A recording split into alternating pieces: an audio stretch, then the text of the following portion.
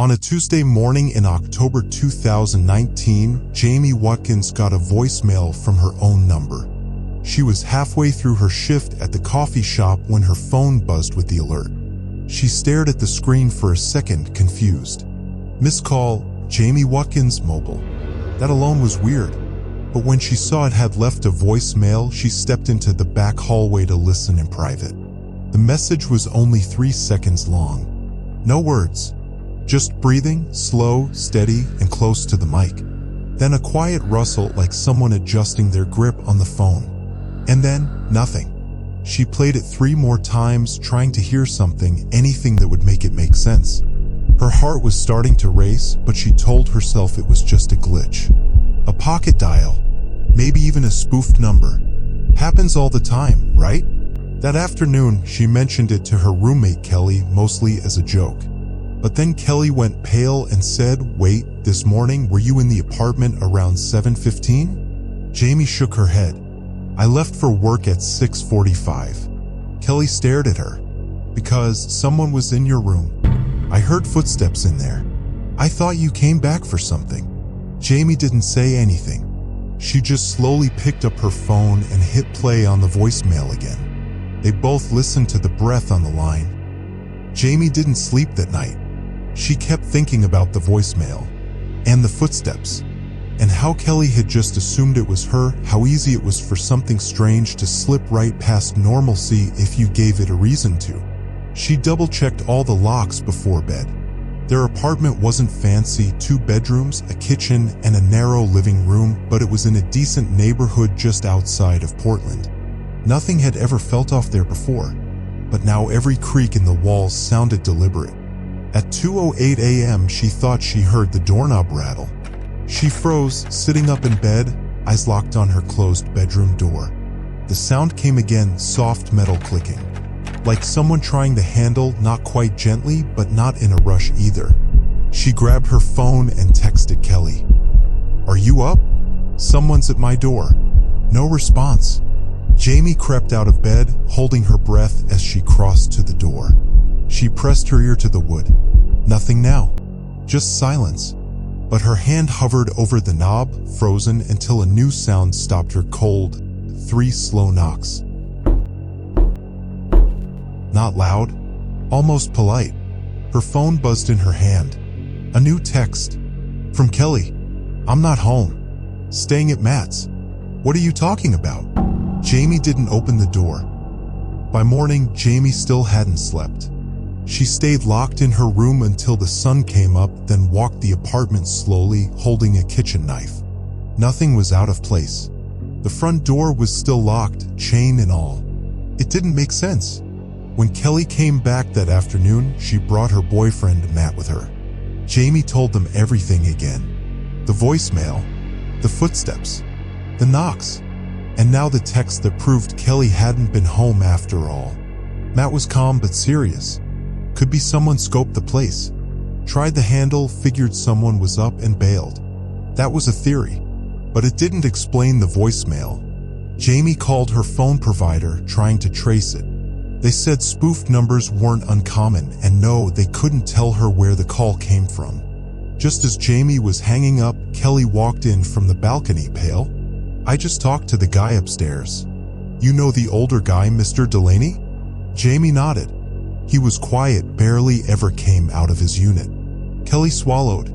"He said he saw someone sitting on our stairs last night, around 1:30. Just sitting there.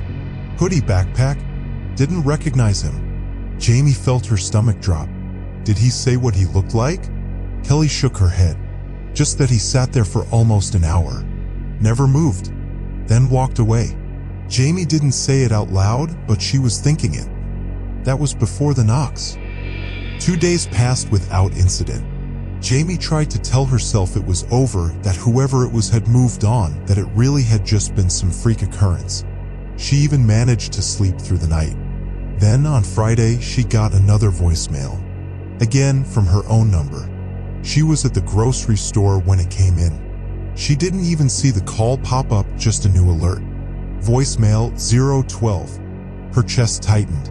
She stepped out of the checkout line and played it with her back against the wall of the frozen foods section. The voice on the recording wasn't breathing this time. It was whispering. 12 seconds of nearly inaudible speech, raspy, low, like the mic was covered by fabric. Jamie couldn't make out a single word, but the tone chilled her. It wasn't frantic or angry. It was calm, measured, like whoever it was knew exactly what they wanted to say and didn't care if she could understand it or not. She put it on speaker and played it for Kelly and Matt when she got home. Matt leaned in, frowning. "I think I heard something about keys. Or keep. I don't know. It's creepy as hell though." Kelly looked disturbed. "Jamie, your bedroom window. Was it open yesterday?" Jamie shook her head. "No." "Why?" Kelly hesitated. "Because it's unlocked now." They all went to check. Sure enough, the window latch was undone.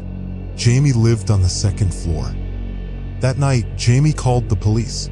She didn't want to, it felt like overreacting, but the second voicemail, the unlocked window, and the unknown person on the stairs pushed her over the edge. The responding officer, a young guy named Ruiz, took her seriously. He walked through the apartment with them, checked the locks, the windows, even went upstairs to talk to Mr. Delaney. Jamie played him both voicemails. Ruiz listened without saying much. Then he asked a question Jamie hadn't thought of. "Have you noticed anything missing?" She blinked. "Like what?" "Anything small. Personal. Even if it wouldn't make sense to steal." Jamie went through her room after he left. Nothing was gone. At least, nothing she could remember off the top of her head. Her laptop was still there. Wallet, watch, jewelry. But late that night, as she was brushing her teeth, she realized something was missing after all, a small wooden keychain shaped like a fox. It had been a gift from her dad years ago. She always kept it on her desk. It wasn't worth anything, but she liked having it around. Now it was gone. The next day, Officer Ruiz followed up. They filed a report. He admitted there wasn't much they could do without more evidence, but said he'd put in a request for patrol to do drive-bys of the complex at night. Before he left, he said something strange. "If this guy is trying to scare you, don't let him know it's working. Some people feed off that." Jamie nodded, but inside, she was barely holding it together. Because that afternoon, her phone buzzed again. Blocked number. One new voicemail. Jamie didn't listen to the voicemail right away. She stared at the notification for a long time. Just the words blocked number felt heavier now, like a warning. Kelly told her not to listen to it at all. Matt offered to play it himself, but Jamie said no. She waited until she was alone, later that night, curled up on the floor of her room with the door locked. She put in her earbuds, took a breath, hit play. At first, silence. Then faint static like wind over the mic. And then, a voice. This time it wasn't whispering. It was a man's voice, flat and low. Just one word. "Jamie." She stopped the message, rewound it, played it again. "Jamie." The voice was familiar in a way that made her skin crawl, not because she recognized it, but because it felt like it had been near her before. Close. At some point. Maybe in line behind her. Maybe in the same aisle. Something ordinary, unmemorable. That was the worst part.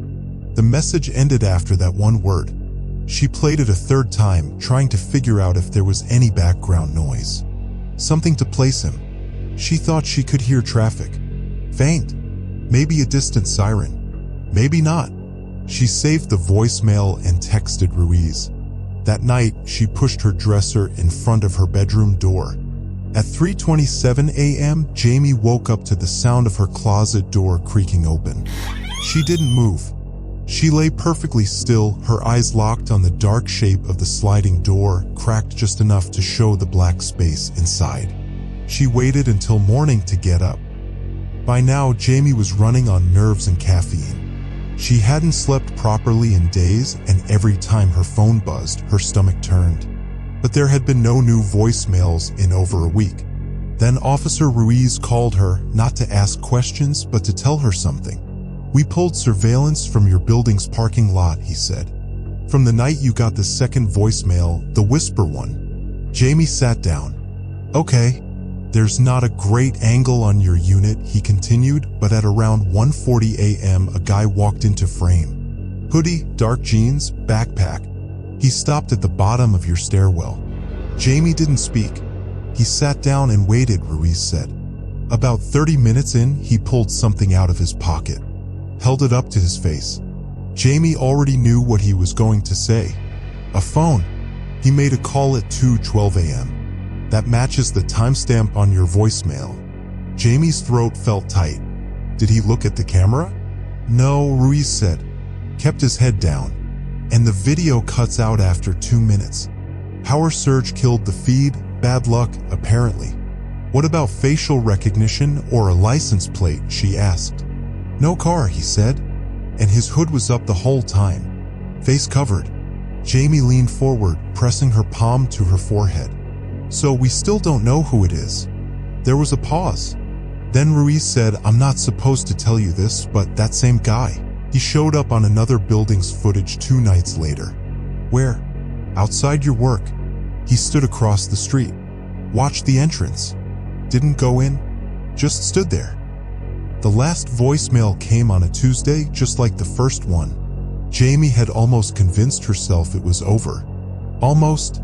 She'd been staying with Kelly for the last few days, sleeping in her roommate's guest room, keeping all the lights on, double-checking the locks every hour. She was exhausted, both from the fear and from the strain of pretending she wasn't terrified. That morning, she got a text from an unknown number. You're making this harder than it has to be. She froze, staring at the message. Her heart started pounding, but she didn't know who to call. Ruiz was out of town. The apartment complex's management office wouldn't be open for hours. She had no idea where to turn. A second text came through almost immediately. It's not too late to leave. A chill ran through her. Jamie texted back, her fingers shaking. Who is this? She waited. The phone felt heavier with each passing second. Then the reply came. You already know. She tried calling Ruiz, but it went straight to voicemail. She texted Kelly. Matt. No responses. Fingers trembling, she opened the door to the guest room and stepped out into the hallway. That's when she heard it. The sound of footsteps outside her window.